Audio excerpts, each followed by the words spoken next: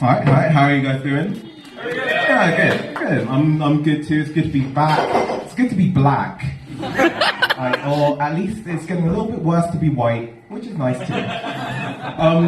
Like over lockdown, I was just looking at like UK specific Black history because they don't teach it in school, and I just saw online like a sign that was hidden, like displayed on restaurants in like the 60s, and it said like, no blacks, no Irish, no dogs. And I was like, shit, that was just 60 years ago, and we've honestly come so far. Because like white people have really turned around on dogs. Like, you guys fucking love dogs. Like, you guys love dogs so much, it makes me want to not like dogs. Like, Crust was on BBC for like 60 years. Do you know how long it took for Big Nasty to get his own TV show? We were waiting. And I don't even like hate dogs. I think they're alright. I've got friends and family, they have dogs, and it's cool. But I just couldn't have a dog because to me, looking after a dog is like looking after a baby that will never grow up, but it will die before you. Like, you know, hopefully, probably. And it's fine. Like, but like on dating apps especially, like Hinge or Tinder, girls are all over dogs. Like every bio is just, I love my dog. Or, I'm not here to meet boys, I'm here to pet dogs. Or, only swiping right for more pics of your dog. And I'm like, that's fair enough, because I'm only swiping right for more pics of their feet. But like, I at least have the decorum to maintain the facade of the app. Like, you ladies are just being straight up disrespectful.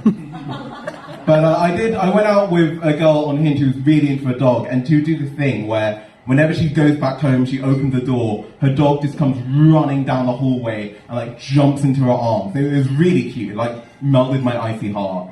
And then the dog would just start like licking her face, which is fine. So she starts like opening her mouth and just like licking it back. And I'm like, oh! I've seen that exact dog lick its own butthole. She's tasting dog fart. And I was like disgusted, but most of all angry, because in all this time she's never once eaten my ass. And I've asked. I told her, I was like, either you're tasting both our asses or none of them. You have to make a choice. And so it just ended up in this weird like Mexican standoff of glares where she's looking at me with disgust, confusion, and a lot of anger. The dog is looking at her, ogling her, trying to get to second base. And I'm looking at the dog for some fucking solidarity. It's not the 60s anymore, we're both in the restaurant, let us eat. I had like some thoughts over lockdown. So, like, this is the bit where it gets like real, so like buckle up.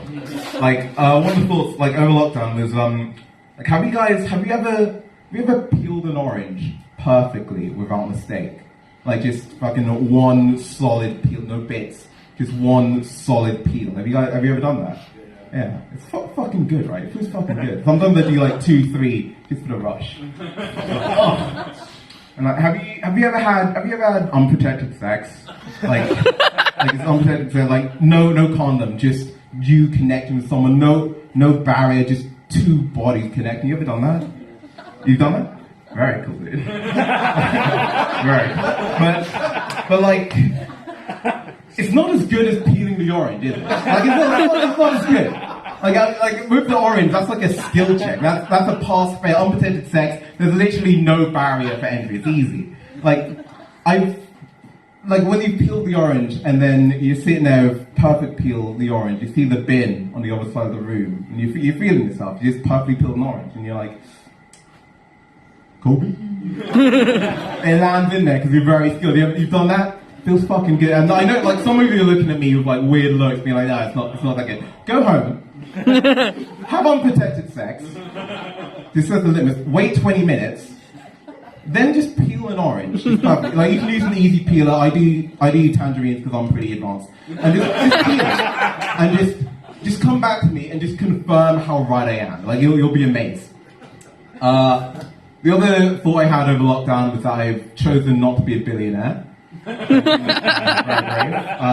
When I become a billionaire from this successful comedy career, I'll say no. And I've done that because, one, I don't believe in generational wealth. I don't want, like, I'll give money to like my parents, my son or daughter, but like not my grandkids.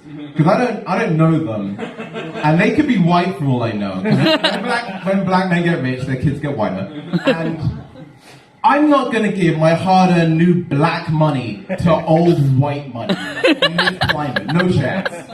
And I know I do bad things with the money. I shouldn't be a billionaire. I'm gonna Scrooge McDuck the fuck out of my money. Like, I'm just gonna spend it on fucking Haribos and fracking. Like, but I still wanna be wealthy. I'm aiming for like the ideal level of wealth, which I call the Tom Hanks level or the DJ Son level.